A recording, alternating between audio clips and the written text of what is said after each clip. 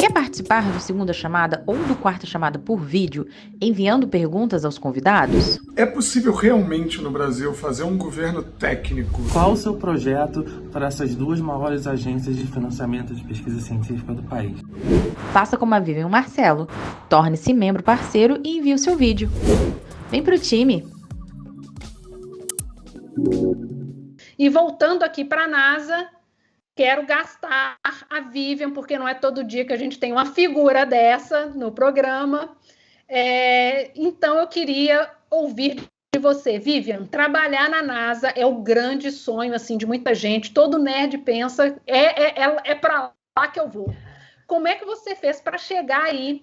O que uma pessoa precisa para poder chegar aí também? Como é que foi isso? Então, eu sou muito preciso, então deixa eu deixar algumas coisas assim. Existem várias formas de você ter um trabalho com a NASA. Você pode ser empregada diretamente da NASA. Eu não sou empregada da NASA. Eu trabalho para a Universidade do Arizona, no qual eu tenho o maior orgulho. Mas a NASA ela também funciona como uma grande financiadora, como uma grande CNPq, no caso brasileira.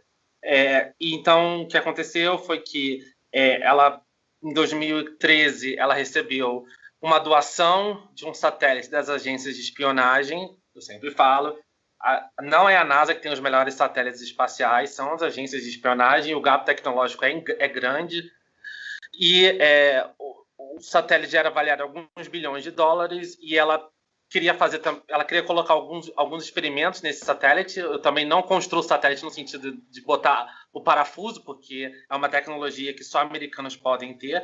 E aí ela abriu ela abriu uma oferta para contratar mais ou menos 200 e poucos cientistas dos Estados Unidos inteiro que ajudassem a entender como ela pode usar aquele telescópio, para onde apontar, por quanto tempo apontar, se ela tiver um corte de gasto, qual é o equipamento que ela pode tirar, o que ela vai poder mostrar com aquele telescópio que chegou do nada, né? Foi ganho dessa agência de inteligência.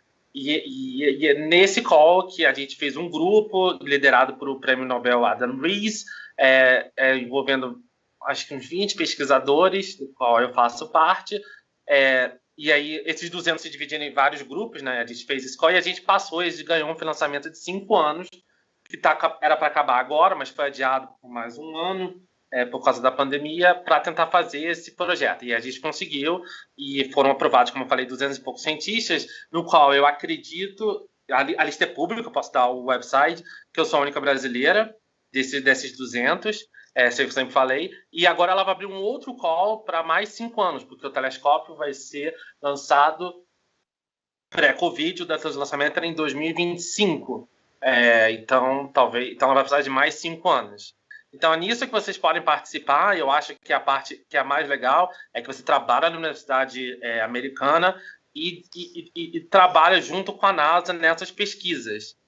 Enquanto, se você quiser trabalhar diretamente para a NASA, você vai trabalhar mais na parte de engenharia espacial, que eu acho maneiríssimo, mas eu gosto da astrofísica. Então, tem essa dualidade, que é muito importante. A NASA é uma das grandes financiadoras de pesquisa do país aqui, né? Ela tem um orçamento gigantesco de 20 e poucos bilhões de dólares e sem ela muitas universidades poderiam ir à falência. Deixa eu só voltar um pouquinho, como foi dito assim, falou da ciência no Brasil. Eu acho que a ciência no Brasil ela não percebe às vezes a potência que ela tem no seguinte sentido, eu gosto muito da organização do financiamento da ciência brasileira. A divisão entre o governo federal e estadual, com as FAPs, que não tem nos Estados Unidos, e eu acho muito bacana. É muito menos burocrático você pedir um aluno de doutorado no Brasil que nos Estados Unidos. Todos os cientistas que vêm para cá e dizem aqui não tem burocracia nenhuma, o que eles não dizem é que existe uma equipe gigantesca na universidade que cobra um preço altíssimo para você maquiar a burocracia americana, que é altíssima. Para fazer um plano para conseguir um pós-doc, um doutorado, eu tive que fazer 80 páginas totalmente burocráticas e orçamento, enquanto no CNPq é tudo digital e aqui não é digital. Então, assim, o Brasil ele se organizou muito bem. Falta criar o que eu chamo de uma FAPESP nacional, criar um pensamento de longo prazo, de financiamento de longo prazo, para que a ciência não flutue, porque ciência precisa de orçamento de longo prazo. Quando eu digo longo prazo, eu digo 20, 30 anos de estabilidade. Você vê que o orçamento da NASA ela não cai. A NASA ela não ganha dinheiro extra, mas ela não cai. Ela tem um orçamento altamente estável com inflação há 30, 40 anos. É isso que permite você gerar experimentos de longo prazo que vão te dar um prêmio Nobel. É bom você fazer esse link assim da ciência brasileira, né? Porque esse ano a gente, em março, super recente, a gente lançou o Amazônia 1, primeiro satélite feito no Brasil. Ele e outros 2 satélites vão ser usados para monitorar o desmatamento na Amazônia. E ele é muito bonitinho, olha aí na imagem, ele parece o Bob Esponja. Só que ele precisou ser lançado na Índia, porque o Brasil não tinha um foguete que aguentasse essa tarefa. Vivian, esse lançamento na Índia chega a ser um problema ou é assim mesmo esse tipo de colaboração entre países? Eu vou dizer assim, o Brasil não tem... Isso é um tópico muito importante que vale até um programa só. O Brasil só não tem um foguete porque existe um bloqueio econômico dos Estados Unidos contra o Brasil no seu programa espacial. Por quê? Porque o programa espacial brasileiro e eu nunca entendi isso, militarizado. E a tecnologia que leva um satélite maravilhoso como esse é a mesma tecnologia que leva um míssil interbalístico nuclear continental. Por ser militarizado, existe esse bloqueio econômico. Então, nenhum parceiro dos Estados Unidos, nenhuma empresa americana pode vender um parafuso para o programa espacial brasileiro. Foi por isso que isso significa que se você tiver 99% de um foguete e precisar comprar 1% no exterior, você não consegue. O Brasil só vai conseguir acabar com esse bloqueio do Congresso americano o dia que desmilitarizar seu programa espacial. Ou seja, o dia que ele não passar a não ser mais gerenciado pela aeronáutica, no qual eu também nunca entendi um motivo para isso. Então, essa é a grande vantagem, né? O Elon Musk ele tem toda a indústria americana onde ele pode importar de vários pontos e o Brasil não tem. O Brasil tem que fazer tudo. E o Brasil isso é um gasto altíssimo. E eu lembro que a gente já ficou muito perto de trazer. E assim, você vê quantos foguetes o Elon Musk perdeu. Quantos foguetes explodiram do Elon Musk. O nosso explodiu uma vez, em 2012, e a gente nunca mais se recuperou. Então, você vê como... E a gente falou, nosso programa não presta porque explodiu. Pô, eu já perdi a conta do número de foguetes da SpaceX que explodiram. Então, se a gente quiser criar um programa espacial internacional e a gente precisa de mais financiamento e a gente precisa desmilitarizá-lo, senão vai ser muito difícil. Então, para mim, eu não vejo problema nenhum ser da Índia, apesar de que a gente podia usar a União Europeia com a Guiana Francesa, que tem uma base excelente, e tranquilo. E é por isso que, por exemplo, eu não entendo esse novo acordo com o Brasil e os Estados Unidos, porque ele não acaba com o bloqueio. Ou seja, os Estados Unidos pode chegar aí, pode lançar o foguete, mas o Brasil não vai poder aproveitar nada dessa tecnologia, não vai poder aprender nada porque esse bloqueio é do Congresso. É como se fosse o bloqueio a Cuba econômico. Então, nenhum presidente pode tirar esse bloqueio. Então, eu vejo isso como uma insistência do Brasil de militarizar programas que não deviam ser militarizados. E isso gera consequências reais. Esse bloqueio é uma delas. Atrasa a nossa ciência. E para quem acha que a exploração espacial é um capricho, um desperdício de dinheiro, que poderia ter uso melhor, é graças à NASA e outras agências espaciais que a gente conhece melhor o planeta hoje do que 50, 60 anos atrás. Foi a NASA que descobriu recentemente que o desequilíbrio de energia da Terra dobrou entre 2005 e 2019. E por desequilíbrio de energia, fica aí até parecendo papo de jovem místico, mas não é isso não. É a diferença entre a quantidade de energia que a Terra absorve do Sol e a quantidade que ela devolve para o espaço. Quanto maior a diferença, mais calor está sendo retido por aqui.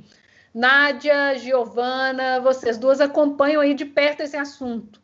Qual a importância de ter esse tipo de informação sobre mudanças climáticas? Quais os efeitos disso no dia a dia?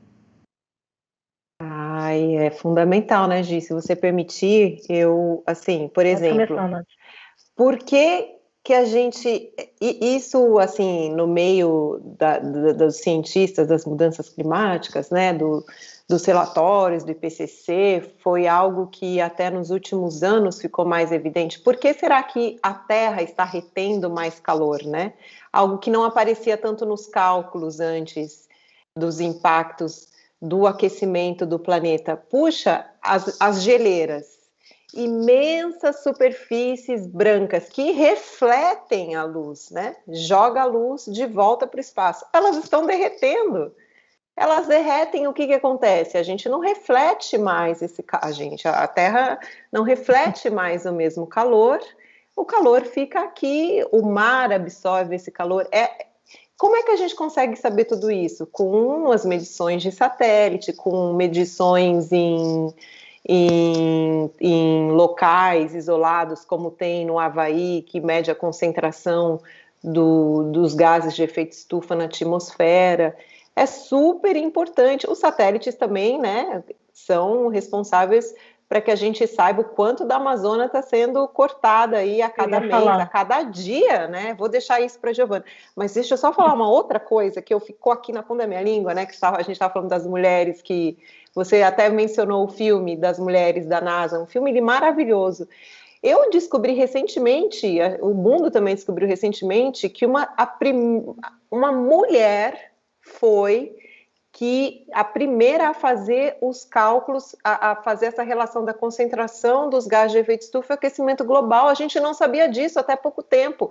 Em 1850, 56... consideravam o Arrhenius, né? Exato, eu mesmo falei isso na minha dissertação de mestrado. Também. Olha que vergonha. E ela apresentou esse trabalho na reunião da Academia Americana de Cientistas, e não foi levado a sério, não foi publicado, e recentemente um pesquisador resgatou o trabalho dela. Olha aí, gente, uma mulher, uma das primeiras nessa área de aquecimento global, que incrível. Eu só queria voltar no ponto do satélite e Amazônia, que acho que é uma coisa muito bacana também de você ter satélite olhando o planeta inteiro e olhando a Amazônia, que quando...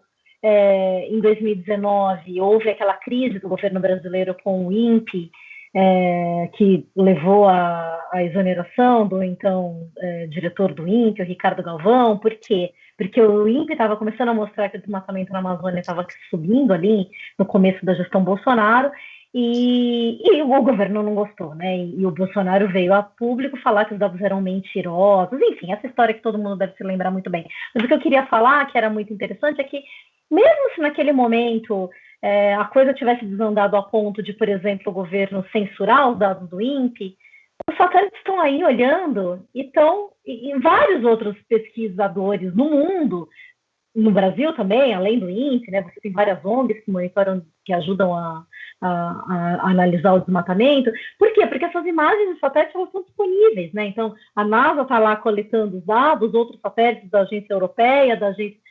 E esses dados estão disponíveis de uma forma para a comunidade acadêmica, que mesmo se aqui no Brasil, por exemplo, alguém quisesse falar, não, o INPE não vai mais divulgar os dados do desmatamento no Brasil, outras pessoas estariam olhando e não teria como esconder o desmatamento na Amazônia. Só colocando aí mais esse ponto importante, né, da importância do satélite. E o INPE, aliás, foi o primeiro instituto, assim, desse padrão, né, de estudos espaciais, que abriu para o público as informações geradas por satélite. Isso é um grande efeito também, quando se tinha que comprar as imagens para fazer pesquisa. Só adicionar. Inclusive, a gente está sempre falando do INPE aqui. Ricardo Galvão esteve no programa com a gente. Então, assim, se você não viu, procure aqui no canal. E ele já esteve por aqui. Ele esteve, inclusive, no nosso episódio de estreia. Tivemos aí uma grande estrela, convidado de peso. A gente recebeu uma pergunta aqui, Siddhartha, do Rodrigo Freitas. Ele está perguntando se você é otimista, assim, também em relação ao clima. Menos, né? Menos, porque a gente precisa de muito avanço político e muita expansão de consciência para mudar o modo de viver. O modo de se alimentar, o modo de se transportar. E a gente está longe disso. Recomendo aí quem quiser ficar bem deprimido, assiste aí um documentário do Netflix que chama Seaspiracy, a Conspiração do Mar. Deprimente, né? A gente tem que é brutal, por exemplo, na indústria agropecuária, que é extremamente poluente, e toda essa questão do consumo excessivo de carne, e o modo absolutamente deletério de produção dessa carne. Isso no ambiente marinho é bem pior. Eu não tinha ideia da escala de destruição, de matança de peixes. Sabia que era muito grande, mas é ainda maior. Então, a gente está construindo uma maldição para as próximas gerações. E nós vamos precisar fazer uma mudança radical. Diz respeito ao modo como a gente consome energia, como a gente produz energia.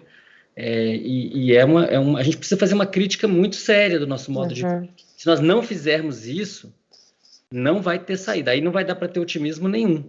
Mas eu ainda assim acredito que vai ser possível mitigar tudo isso se nós pudermos caminhar para uma igualdade de classe, de raça, de gênero, e em relação às outras espécies, vegetais, animais. A gente precisa mudar a nossa pegada é destrutiva. Tem que rolar um pouquinho mais aí de respeito, inclusive, né, pelos nossos coabitantes aqui nesse mesmo planeta. E a gente está aqui já meio que caminhando aqui para o nosso finalzinho, mas queria comentar aqui que finalmente saiu o relatório do governo norte-americano, sobre objetos voadores não identificados, o que a gente chama de OVNI.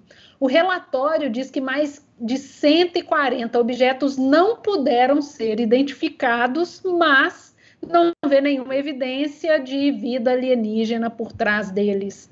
Vivian, bora abrir o jogo aí.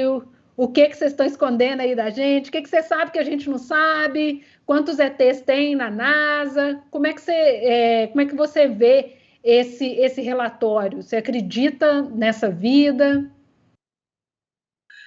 Eu acho absolutamente natural, assim, existam OVNIs, mas não acho que eles tenham a origem extraterrestre. Eu acho que a dificuldade, do ponto de vista das leis da física, e exigir uma capacidade tecnológica tão absurda, primeiro exigir sorte, porque essa civilização teria que estar perto da gente, relativamente perto.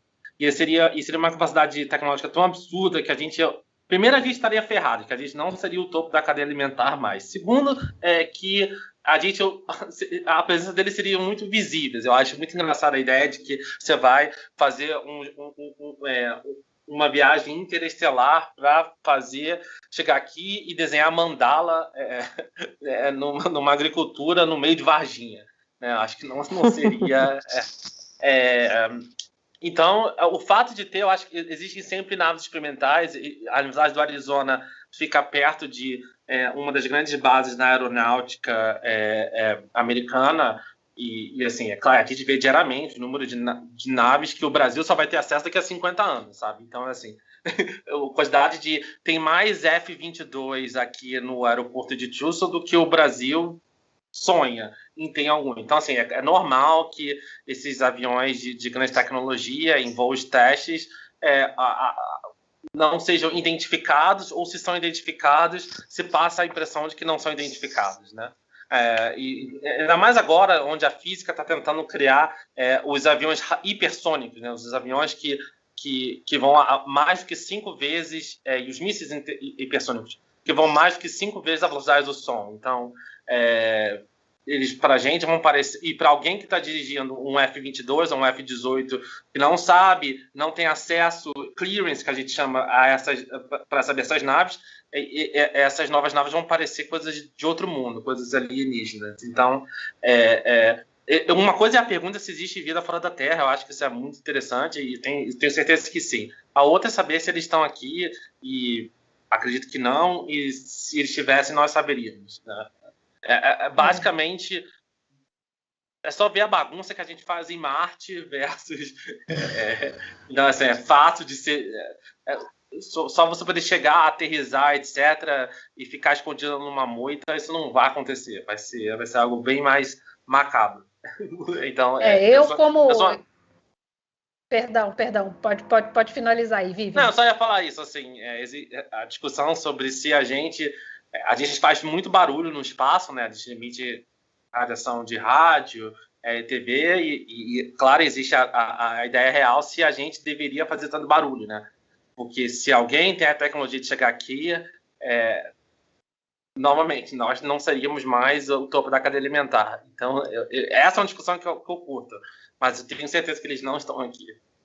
Se tivesse, eu saberia. É uma boa. Eu, como mineira, gostaria de frisar que sim, tem uma foto com o ET de Varginha. Então, lá pra gente, eles estiveram ali.